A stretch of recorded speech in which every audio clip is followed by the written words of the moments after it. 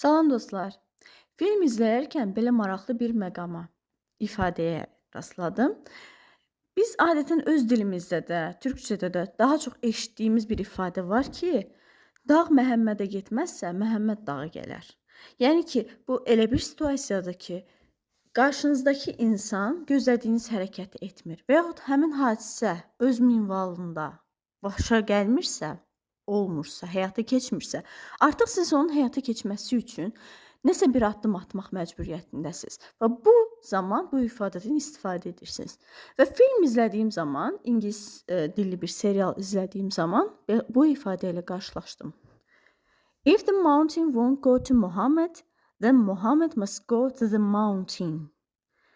Və burada anladım ki, bu tipli ifadələr ingilis dili üçün də xarakterikdir və sırf eyni mənada və bəhsi keçən Muhammed isə yenə eyni həmin şəxsdir.